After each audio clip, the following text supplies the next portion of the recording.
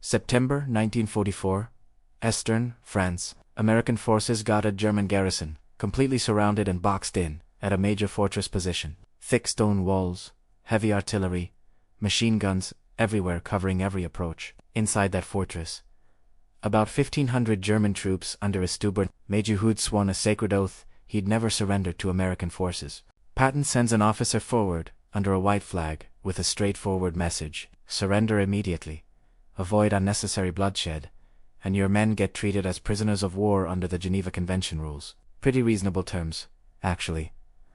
The German major's response: absolutely defiant. Dramatic as hell. He tells the messenger, almost theatrical, "You go tell General Patton that if he wants this fortress, he's gonna have to kill me to get it." Classic heroic stand kind of statement, meant to sound unbreakable. Patton hears this message, and his response is eyes cold. For simple words: "I can arrange that." He says it dead serious, matter of fact, like discussing the weather. What happens next isn't a siege, isn't a prolonged battle. It's systematic destruction that lasts less than 12 hours straight, proving something crucial about Patton. He takes people at their word. When you dare this guy to do exactly what he was already planning anyway, you're in serious trouble. Hit that subscribe button now to see what happens when somebody actually challenges Patton to deliver. Now let's talk about this fortress itself. It wasn't a hastily built defensive line. It was an actual fortress, a real one of dozens the French built centuries ago.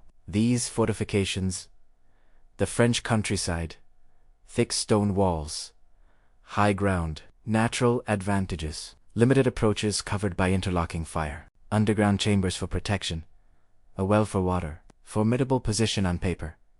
Real formidable. The major commanding this garrison had about 1,500 troops, mix of infantry units, artillery crews, and officers from various units retreating into the fortress. Tactically, a frontal assault would be costly in casualties. A siege could last for weeks. Smart move would be to bypass it, leave a screening force, keep advancing. But this fortress sat on a key road junction. Leaving it in German hands meant American supply convoys taking much longer alternate routes around the position. It was a problem needing elimination. Here's something crucial to understand about Patton's philosophy. He always wanted surrender offers on the table first, not because he was overly merciful, but pure military efficiency. A position that surrenders costs 0 American casualties and 0 time. A position you gotta fight for, that costs both lives and hours. So he sends his ultimatum with standard terms: surrender immediately, get treated well, go to a POW camp, survive the war. Your alternative is a battle you literally cannot win that will cost lives on both sides for absolutely nothing. It's pragmatic. Cold calculation, really. The German major refused, but here's what's important: his refusal wasn't just a simple no. He made it personal. He invoked German honor, duty, his oath to never surrender. And he challenged Patton directly. "You want this fortress? You'll have to kill me to get it." Those were his exact words. Now, most commanders would have seen that as an opening for negotiation. Maybe offer better terms. Try to convince the major that surrendering wasn't dishonorable. Patton, different approach entirely. The major stated what he wanted: death defending the fortress. So Patton would deliver exactly that, efficiently and thoroughly. When the messenger returns with the major's defiant response, Patton's staff expects frustration, anger, orders to bypass the fortress. Instead, Patton is matter-of-fact about Italiano. Officers present say his response is cold and practical. The major says, "We gotta kill him. Let's make sure we don't disappoint him. Simple as that." Then he starts issuing orders. Precise orders. Comprehensive orders. Orders designed to do exactly what the major challenged, but the most effective way possible. First order: complete encirclement. Not just blocking roads, I mean total seal. Nobody hits, and nobody gets out. Cut the water supply, if possible. The fortress was strong, sure, but Germans still needed supplies. Water, rainfall, none of that's happening. Second order: every heavy artillery piece within range gets targeted on that fortress. Not random bombardment, precise targeting. Stone walls might stop regular bullets, but they won't stop 155mm shells. Underground chambers protect from shrapnel, but direct hits collapse everything. Third order: air support called in. Not fighter bombers doing area bombing, but tank-busting aircraft with precision munitions. Targeting the major's command post, artillery positions, ammunition storage, specific targets, everything marked and ready. Fourth order shows Patton's psychological operations expertise. Loudspeakers come up. Germans hear exactly what's coming. Not threats, but a schedule. Artillery bombardment at this hour. Airstrikes at that hour. Ground assault at this hour. Gives him time to think. Gives them time to realize their major's heroic stance is going to get everyone killed. And to his own commanders. Patton makes one thing absolutely crystal clear. This isn't going to be some cautious, casualty-avoiding operation. The major wants a fight, they'll give him one. But it's going to be so overwhelming, so intense, so perfectly coordinated that it'll be over in hours, not days. Message to troops is equally direct and clear. The Germans got offered surrender. They refused it. What happens next? That's their choice, not ours. The assault begins at dawn. Not because dawn attacks are traditional military doctrine or anything like that, but because Patton specifically wants those Germans spending the entire night knowing what's about to hit them. Loudspeakers already broadcast the schedule. Germans inside know exactly what's coming when that sunris's artillery opens up at first light. They got hours lying there in the dark, thinking about it. Hours for the less fanatical soldiers questioning their major's decision. Hours for doubt and fear to creep in and spread through the garrison. Sun rises, and the artillery starts exactly on schedule. Not random fire coordinated barrage on specific fortress wall sections. Goal isn't just damage. It's systematically dismantling every position. Those stone walls, several feet thick, they'd withstand plenty. But Patton brought heavy guns for fortress work. Shell after shell hits the same sections, opening breaches, creating weak spots, exposing interiors. German artillery tried fighting back, but American counterfire was instant and precise. German guns fire, and within minutes, American shells land on those positions. German crews learn fast that shooting back means death. After 2 hours of artillery, airstrikes begin. P-47 Thunderbolts load 500-pound bombs. Not carpet bombing precision strikes on targets. Major's post takes 3 direct hits. Ammo storage gets hit, causing secondary explosions rocking the fortress. Main gate blasted off hinges. Through all this, loudspeakers keep broadcasting, describing what's happening, announcing what's next, offering final chances to surrender before ground assault, making it clear that anybody wanting to live can walk out with hands up and get treated right. And some do surrender. German soldiers start surrendering immediately. First just a few, then dozens and dozens. They slip out through damaged sections of wall, hands high in the air, walking toward American lines, choosing life over their major's oath. The major tries keeping order, even has soldiers shot as traitors for trying to surrender. But all that does is accelerate the collapse of morale. Troops realize they're trapped between overwhelming American firepower and their own fanatical commander. Nobody's winning that situation. By mid-morning, the fortress is absolutely wrecked. Walls breached in multiple places. Artillery positions destroyed. Command structures shattered from those precision strikes on the major's headquarters. Then American infantry attacks not from one direction, but from every single breach simultaneously. Sherman tanks roll up to nearly point-blank range and fire directly into those openings. Flamethrowers clear out bunkers. Engineers collapse remaining strong points with explosives. But here's the remarkable part. It's not the chaotic urban warfare that fortress assaults usually turn into. It's systematic, almost mechanical, because Patton's preparation was so thorough that there honestly wasn't much left to fight. German resistance was scattered, completely disorganized. Small groups fight briefly, then surrender. The major's threats to shoot deserters didn't they work. Command structures to shattered to enforce anything. American forces move through the fortress section by section, room by room. Loudspeakers keep broadcasting surrender appeals in German, offering safety and good treatment to anyone laying down weapons, making absolutely clear that continued resistance is suicide, not heroism. The major himself found in what remains of his command bunker. He barricaded himself in with a handful of loyal troops, still willing to die. When Americans breached that position, he raised his pistol at them. American sergeant shot him, not dramatically, not after speeches, just professionally ended the threat. The major said Patton would have to kill him. That's exactly what happened right there. His handful of soldiers immediately surrendered. They'd followed orders right to the very end. But once their commander was dead, they had zero interest in dying too. The entire operation from start of bombardment to final German surrender takes less than 12 hours flat. American casualties, minimal. Few soldiers wounded from sporadic German fire that didn't amount to much.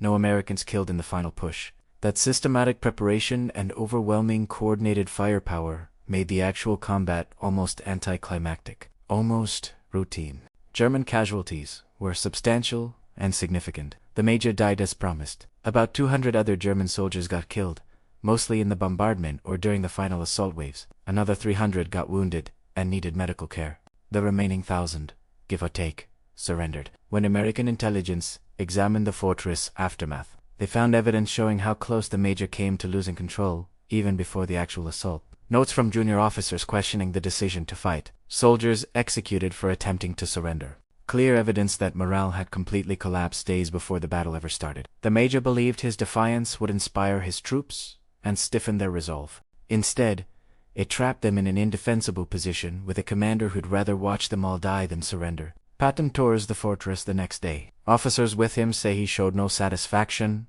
no gloating, just matter of fact.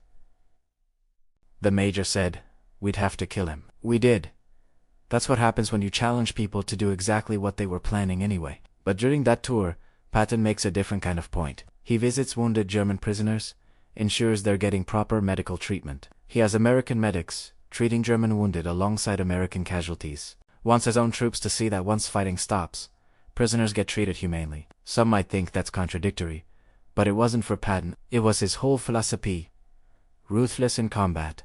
Be professional in victory. Destroy enemies who resist. Treat enemies who surrender. Never blurred that line between the two. For American troops, it reinforced what they knew about Patton. He'd used overwhelming force when necessary, but he'd always tried diplomacy first. The German major got multiple chances to surrender. His death was his choice, not American brutality. For German forces, the message was complex and chilling. The fortress fall wasn't remarkable. Fortresses fell regularly. What was remarkable was how completely and systematically it fell. How Patton took the major's challenge literally and methodically delivered. How 12 hours of precision firepower reduced a strong position to rubble. German commanders started circulating the story as a warning whenever American forces offered surrender, especially Third Army units. You took those offers seriously because refusing meant Patton would do exactly what he said. No more, no less.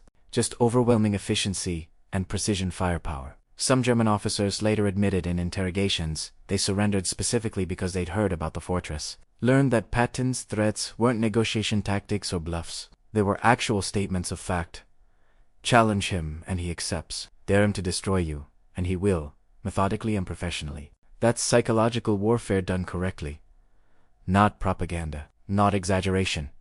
Just truth. Patton always meant exactly what he said. The fortress battle reinforced something German intelligence had noted about American tactical approach under Patton. Americans would use maximum force when needed, but would also show restraint when possible. They weren't randomly brutal. They were predictably brutal to enemies who chose to fight. That predictability was scarier than random violence. You knew what would happen if you refused surrender. You knew how Patton would respond to defiance. Choice was yours, and so were consequences. Looking back at this battle, it's worth considering what the German major's defiance actually accomplished. He wanted to defend German honor, show that not all officers would surrender meekly, make Americans pay a price for advancing. What he actually did? Got 200 of his men killed, 300 wounded. The remaining thousands sent to POW camps for a position that lasted less than a day and delayed Patton's advance. Maybe 12 hours? If he'd accepted an initial surrender offer, all 1,500 troops would have survived and lived. They'd have spent the rest of the war in relatively safe camps. Many would have gone home to families after war's end. Instead, hundreds died or got maimed. And for what? The fortress fell anyway. Road Junction was in American hands by nightfall. Patton's advance continued without meaningful delay. This is the brutal math of war that some idealistic commanders forget. Heroic stands make great stories, but they don't change outcomes against overwhelming force. They just increase casualties. The major believed his defiance would matter, that his willingness to die would inspire troops and make Americans reconsider their approach.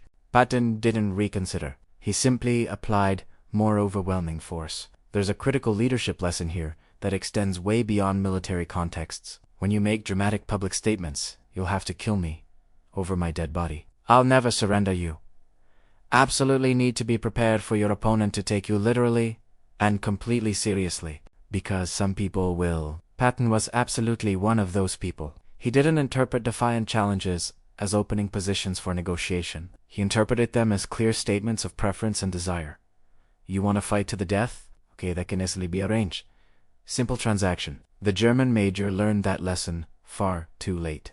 His troops learned it at the cost of their lives and freedom. Other German commanders learned it from the story and surrendered when offered terms and good treatment. The fortress fell in September 1944 in eastern France. The German major died there exactly as he'd promised he would. His name isn't widely remembered today. The exact location of that fortress is less important than what happened there. What matters is the lesson and the takeaway. With Patton, dramatic defiance didn't prolong anything. It just changed the intensity of what came next. Other commanders might have been insulted by that "you'll have to kill me" comment. Might have tried proving they weren't monsters by offering better terms or conducting some careful, casualty minimizing operation. Patton just took it as a clear statement of preference and acted accordingly. There's something almost coldly logical about that. The major stated his terms, clearly only death would make him surrender. Patton provided those terms efficiently and professionally. The major got exactly what he'd asked for. For modern people watching this, it raises uncomfortable questions. Should Patton have tried harder, persuading the major? Should he have been more reluctant, killing someone essentially committing suicide? Or was Patton right, taking people at their word, not wasting time on people who'd made their choice? Is there something almost respectful about granting someone their stated wish, even when that wish is death? Probably depends on your view of leadership and responsibility. What's absolutely undeniable is the final outcome and result. The major said it clearly and directly. You'll have to kill me. Patton did exactly that. Every other German commander who heard the story learned to be extremely careful about what they said to American negotiators. Because with Patton, challenges weren't acts of deterrence or intimidation. They were essentially permission. Direct permission to do what he was going to do anyway. So here's the real critical question. Should Patton have tried much harder at avoiding and preventing the major's death? Or was the major's death entirely his own responsibility through his choices? Drop your thoughts down in the comments. And if you want more stories about leadership, responsibility, and what happens when you make dramatic statements, subscribe right now. See you next time.